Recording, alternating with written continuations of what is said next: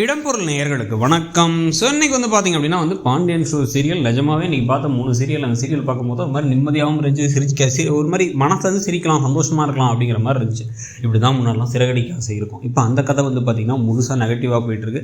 இந்த கதையில் பார்த்திங்கன்னா 3 ஜோடியை காமிச்சு அழகாக பாசிட்டிவாக காமிச்சு யாரும் வில்லிலாம் பெருசாக இல்லாமல் கொண்டு போயிட்டுருக்காங்க. ஸோ அதுக்கேற்ற மாதிரி இப்போ பார்த்திங்கன்னா முதல்ல என்ன நடக்குதுன்னா, கதையில் எடுத்த உடனே இப்போ 3 நாள்லாம் கல்யாணம் பண்ணுவாங்களாம் வீடா. முதல் நாள் அந்த ஹல்தின்னு சொல்லிட்டு சந்தனம்லாம் பூசுவாங்களாம், அப்புறம் மெஹந்தின்னு சொல்லிட்டு மருதாணி வைப்பாங்களாம், அப்புறம் கல்யாணம் நடக்குமா, அதெல்லாம் நடந்தால் நல்லாயிருக்கும்னு சொல்லிட்டு சரவணன் சொல்லிகிட்டு இருக்காரு. சொன்ன உடனே உனக்கு அது மாதிரி பிடிச்சிருக்கானே, உனக்கு அப்படி கல்யாணம் வேணுமானே அப்படின்னு சொல்லி கேட்டுட்டு இருக்கும்போது அப்பாட்ட கேட்கலானேன்னு கதிர் சொல்லிட்டு இருக்காரு. யோசிச்சுட்டு இருக்கும்போது டக்குன்னு பார்த்திங்க அப்படின்னா அங்கே பாண்டியன் வந்துட்டார். அண்ணனுக்கு இந்த மாதிரி ஆசைப்படுறாரு அப்படிங்கிறத பழனிவேலும் எல்லாரும் சொல்கிறாங்க. சொன்ன உடனே அப்படியா இருக்கு, எல்லாத்தையும் கூப்பிடுங்க அப்படின்னு எல்லாத்தையும் கூப்பிட்டு, இந்த மாதிரிலாம் 3 நாள் கல்யாணம்னா 3 நாள் எது கல்யாணம், டெஸ்டினேஷன் வெட்டிங் மாதிரி வேற எங்கேயா போகிறோமா அப்படின்னா இல்லை இங்கே தான் பண்ணலாம் அப்படிங்கிறாங்க. 3 நாள் நிறைய செலவாகுமே, நிறைய யார் இதெல்லாம் ஏற்பாடு பண்ணுவா அப்படின்னா அதுக்கெல்லாம் ஈவென்ட் மேனேஜ்மெண்ட் கம்பெனி இருக்குது, அவங்களே பண்ணிப்பாங்கன்னு கதிர் சொல்கிறாரு. உடனே அது கொஞ்சம் செலவு நிறைய ஆகுமே மாமா, கண்டிப்பாக ஆகும்னு மீனா சொன்ன உடனே பரவாயில்லப்பா, ஏற்கனவே பண்ணுன்ற கல்யாணத்துக்கு செலவோட கொஞ்சம் எக்ஸ்ட்ரா தானே ஆக போகுது, அதை பார்த்துக்கலாம்ப்பா.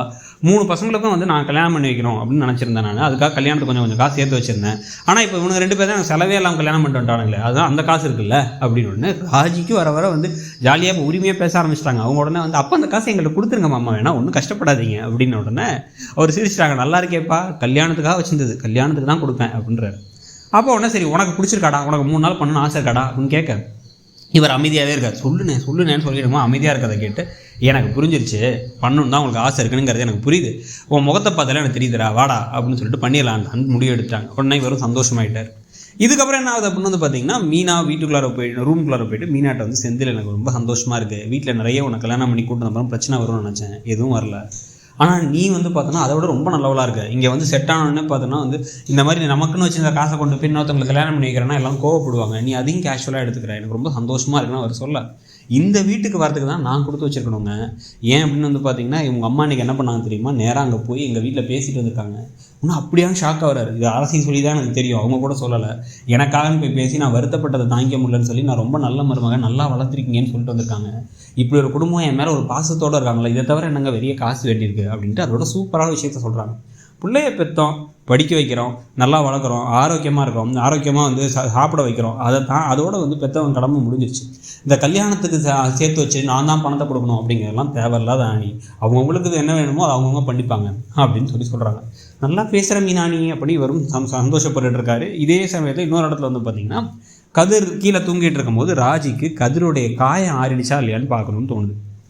கீழே அவருடைய பேண்ட்ஸை லைட்டாக தூக்கி அவரோட முட்டியில் அடிபட்டது எப்படி இருக்குன்னு பார்த்துடலான்னு சொல்லிட்டு இப்படி பார்க்கலான்னு வராங்க. வரும்பொழுது என்ன ஆகிடுதுன்னா, இவர் திரும்பி படுத்துறாரு. உடனே அவங்க காலுக்கு நல்ல அவங்க கை மாட்டி இவங்க ஐயோன்னு இப்படி எசக அவங்க விழுற மாதிரி போயிடுறாங்க. உடனே அவர் பார்த்து டக்குன்னு அதிர்ச்சியாக எழுந்துச்சு நிற்கிறாரு. என்னாச்சு, தூக்கத்தை ஏதாவது விழுந்துட்டியா, இல்லை கால் தவறி கீழே விழுந்துட்டியா அப்படின்னா, இல்லை கால் பார்க்க அப்படின்னு இந்த பேர் மேலே படுத்து ஒழுங்காக தூக்கம் வந்துருச்சு, நல்லா போய் லைட் ஆஃப் பண்ணிட்டு தூங்கு அப்படின்னு ஒன்று படுத்துட்டாங்க.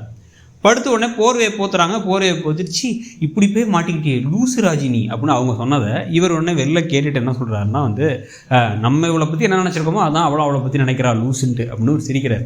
உடனே அவங்க டக்குன்னு போர்வையை திறந்து பார்த்து என்ன அப்படிங்கிறாங்க. ஒன்றும் இல்லை தூங்கு அப்படின்னு தூங்கிடுறாங்க. ஸோ க்யூட்டாக சிம்பிளாக ஒரு சீன், ரொம்ப சிம்பிளாக அழகான ஒரு சீன். முடிஞ்சதுக்கப்புறம் தான் பார்த்தீங்க அப்படின்னா இப்போ கதையில் அடுத்த ஒரு விஷயம் நடக்குது. என்னென்னு பார்த்தா, இப்போ கோவிலுக்கு போய் முன்னாடி சரவணன் வெயிட் பண்ணிருக்காரு, எப்படா இவங்கெல்லாம் வருவாங்க அப்படின்னு சொல்லிட்டு பார்த்து வெயிட் பண்ணிகிட்டு இருக்காரு. ஸோ வெயிட் பண்ணிகிட்டு இருக்கும் பொழுதே பார்த்தா அதே மாதிரி தங்கமயில் வந்துட்டாங்க. நான் வரேன்னு சொன்னா வந்துட்டிங்களா அப்படின்னா, இல்லை நீ சக்தி வாய்ந்த சாமின்னு சொன்னல, அதனால தான் வந்தேன்னு சமாளிக்கிறார். அப்புறம் 2 பேரும் சேர்ந்து சாமி கும்பிட்றாங்க. ஒரே இடத்துல உட்காடுறாங்க. எனக்காக தானே வந்தீங்க அப்படின்னா, ஆமாம் நீ அழுத்தி சொன்னல அதான் அப்படின்ட்டு அப்பா 3 நாள் கல்யாணத்துக்கு ஒத்துக்கிட்டாரு அப்படிங்கிறத சொல்கிறாங்க. இவங்களால நம்பவே முடியலன்னு சந்தோஷப்பட்டு இருக்காங்க.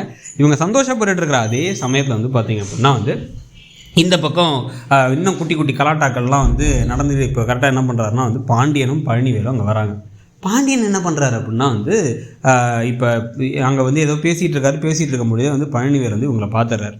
பார்த்துட்டு டக்குன்னு என்ன கேட்குறாரு அப்படின்னா, சரி ஓகே, நிச்சயமான பையனும் பொண்ணும் தனியாக மீட் பண்ணி பேசிக்கிட்டான்னு சரியா தப்பா அப்படின்னு கேட்குறாரு பழனிவேல்.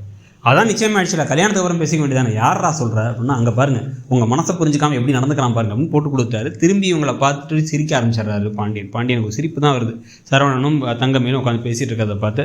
ஸோ இன்றைக்கி எபிசோட் ஒரே ரொம்ப பாசிட்டிவாக போச்சு. உங்களை பொறுத்த வரைக்கும் எப்படி போச்சுன்னு நினைக்கிறீங்கிறத சொல்லுங்கள். தேங்க்யூ.